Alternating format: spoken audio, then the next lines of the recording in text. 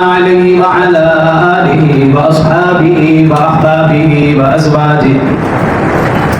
وأزواجه وذرياته وأهل بيته أجمعين وسلم تسليما كثيرا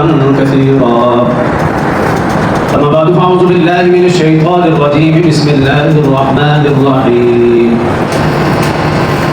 والسابقون الأولون من المهاجرين والأنصار والذين اتبعوهم بإحسان رضي الله عنهم ورضوا عنه وأعد لهم جنات تجري تحتها الأنهار خالدين فيها أبدا ذلك الفوز العظيم.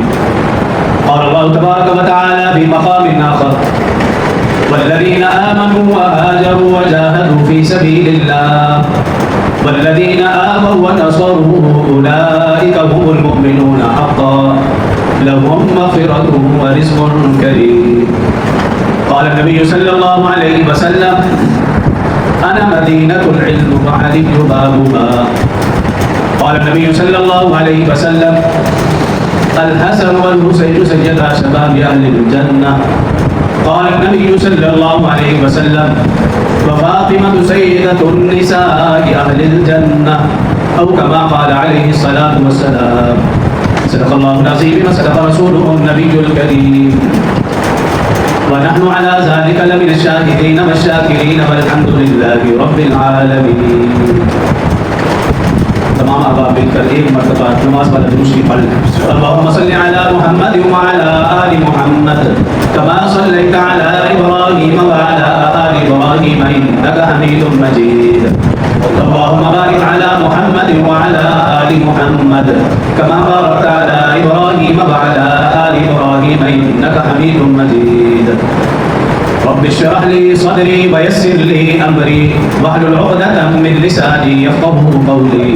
رب زدني علما رب زدني علما رب زدنی علما.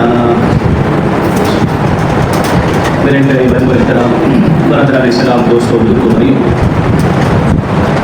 محرم الحرام کا مہینہ ہے اور اسی مہینے کی مناسبت سے گزشتہ سے وسطی جمعہ صحابہ رضی اللہ عنہ اور اہل بیت رضی اللہ عنہ یعنی حضرت حسین رضی اللہ عنہ کا مقام مرتبہ رسول اللہ صلی اللہ علیہ وسلم کی نظر میں، سیدنا حسین رضی اللہ عنہ کا مقام مرتبہ ابوبکر عمر عثمان رضی اللہ عنہ کی نظر میں، اس حوالے سے چند گزارشات عرض کی تھی.